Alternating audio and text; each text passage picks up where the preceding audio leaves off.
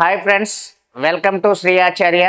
చూడండి అమ్మా, మనం డిసీజెస్ వ్యాధులు ప్యాథాలజీలో పార్ట్ 1, పార్ట్ 2, ఇది పార్ట్ 3కి వద్దాం ఒకసారి.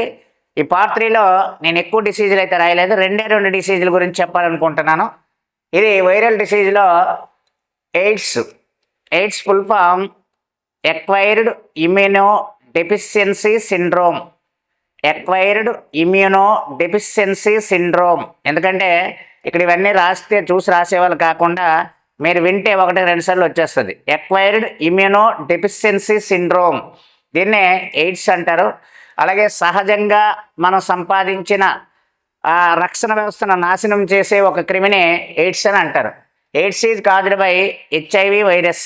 హెచ్ఐవి అంటే human immuno deficiency virus. HIV అంటే హ్యూమన్ ఇమ్యూనో వైరస్ అని మీరు చదువుతారు, తప్పు. హ్యూమన్ ఇమ్యూనో డెఫిషియన్సీ వైరస్, ఓకేనా? సో హెచ్ఐవి ద్వారా వ్యాపిస్తూ ఉంటుంది. అయితే ఈ ఎయిడ్స్ డేగా డిసెంబర్ 1ని ఒకసారి ఆపుతుంది. ఎయిడ్స్ డేగా డిసెంబర్ 1ని చెప్తారు. ఎయిడ్స్ సింబల్గా రెడ్ రిబ్బన్ చెప్తారు. ఎయిడ్స్కి టోల్ ఫ్రీ నెంబర్గా 1097ని చెప్తారు. అయితే ఈ ఎయిడ్స్ని మొట్టమొదటిసారిగా దీని ఆరిజిన్ ఎక్కడ స్టార్ట్ అయిందంటే 1981 అమెరికాలోని మంకీస్లో ఫస్ట్ టైం హెచ్ఐవిని కనుక్కున్నారు.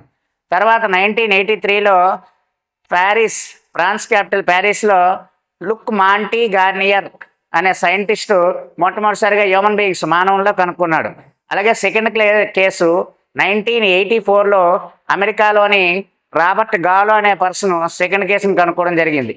మన ఇండియాలో 1986లో చెన్నైలో ఫస్ట్ కేసును కనుక్కోవడం జరిగింది. ఇలాగా దీని యొక్క ఆరిజిన్ అనేది స్టార్ట్ అయింది. ఈ హెచ్ఐవి అనేది మనకి దీనిలో ఉండే ఎంజైమ్ అడుగుతాడు. రివర్స్ ట్రాన్స్క్రిప్టేజ్ అనే ఎంజైమ్ ఉంటుంది. రివర్స్ ట్రాన్స్క్రిప్టేజ్ ఈ ఎంజైమ్ వల్ల వివిధ రకాల ఆకారాలను మార్చుతుంది. కాబట్టి దీన్ని మెడిసిన్ కనుక్కోవడము ప్రజెంట్ ఇబ్బందికరంగా మారుతుంది. ఈ హెచ్ఐవి సంక్రమించిన తరువాత మనకి ఆడి యొక్క ఇమ్యూనిటీ పవర్ని బట్టి ఒక లైఫ్ స్పాన్ అనేది ఆధారపడి ఉంటుంది. అయితే ఈ హెచ్ఐవి ఎలా వ్యాపిస్తుంది అంటే సెక్సువల్లీ ట్రాన్స్మిటెడ్ ఇన్ఫెక్షన్, సురక్షితం కాని లైంగిక సంబంధాల ద్వారా 91% వ్యాపిస్తుంది.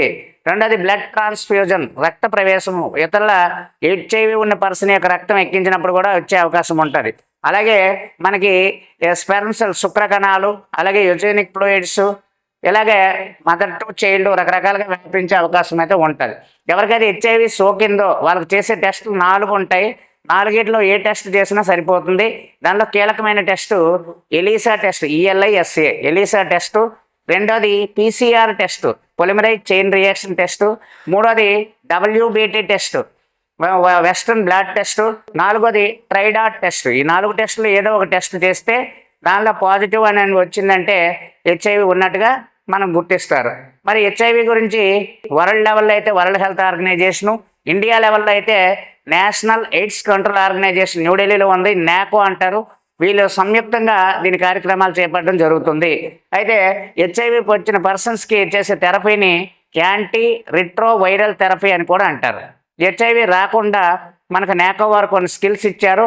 ఆ స్కిల్స్ని కూడా ఫాలో అయితే హెచ్ఐవి రాకుండా కాపాడుకోవచ్చు. అలాగే రెండోది క్యాన్సర్. ఏంటి సార్ క్యాన్సర్ వైరస్ వల్ల వస్తుందంటే, క్యాన్సర్ గురించి స్టడీ చేయడాన్ని అంకాలజీ, క్యాన్సర్ అని కాదు ట్యూమర్స్, ఈ ట్యూమర్స్ గురించి స్టడీ చేయడాన్ని అంకాలజీ అంటారు. ఇంటర్నేషనల్ యాంటీ క్యాన్సర్ డే, అంతర్జాతీయ క్యాన్సర్ వ్యతిరేక దినోత్సవంగా February 4ని చెప్తారు. అలాగే ఈ ట్యూమర్స్ అనేవి మనకు 2 రకాలు, ఒకటి benign tumours, 2 malignant tumours. Benign tumours అంటే ఒక ట్యూమర్ ఫామ్ అవుతుంది, దాని చుట్టూ ఒక సందాయి కణజాలం ఏర్పడుతుంది, దాన్ని సర్జరీ చేసి రిమూవ్ చేయొచ్చు. అలాగే మాలిగ్నెంట్ ట్యూమర్ అంటే బాడీ మొత్తం స్ప్రెడ్ అవుతుంది. అసలైన క్యాన్సర్ ఏంటంటే మాలిగ్నెంట్ ట్యూమర్స్గా చెప్తారు. So cancer is caused by carcinogenic agents అంటారు. ఇవి 3 రకాలు క్యాన్సర్ని కలిగించేవి. ఒకటి ఫిజికల్ కార్సినోజెనిక్ ఏజెంట్స్, ఎక్స్రేస్ కానీ, గామా రేస్ కానీ, అల్ట్రావైలెట్ రేస్ కానీ ఇలాంటివి. రెండోది కెమికల్ కార్సినోజెనిక్ ఏజెంట్స్, కెమికల్ అంటే టొబాకో కానీ, ఆల్కలాయిడ్స్ కానీ, వీటి వల్ల వచ్చే అవకాశం ఉంటుంది. మూడోది బయలాజికల్ కార్సినోజెనిక్ ఏజెంట్స్, బయలాజికల్ జీవ సంబంధమైన అంకో వైరస్ వల్ల వచ్చే అవకాశం అయితే ఉంది. సో క్యాన్సర్ని కలిగించే వైరస్ పేరు అంకో వైరస్. ఈ క్యాన్సర్కి చేసే టెస్ట్ని ఏమంటారంటే బయాప్సీ టెస్ట్ అంటారు. క్యాన్సర్ ఉందా లేదా చెప్పే టెస్ట్ బయాప్సీ టెస్ట్. దీన్నే డయాగ్నోసిస్ టెస్ట్ అని కూడా అంటారు. యాంటీ క్యాన్సర్ విటమిన్గా విటమిన్ సిని చెప్తారు.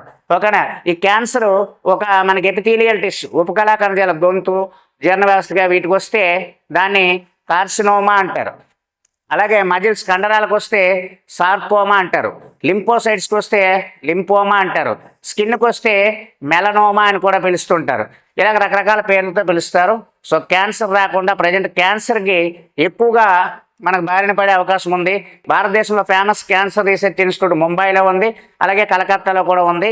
సో ఇలాగా బిట్లన్నీ ఒక్కసారి 1-2 సార్లు ఈ వీడియో విని మీరు నేను చెప్పిన బిట్లన్నీ రాసుకుంటే ఈజీగా ఫైండ్ అవుట్ అయ్యేది. Thank you friends.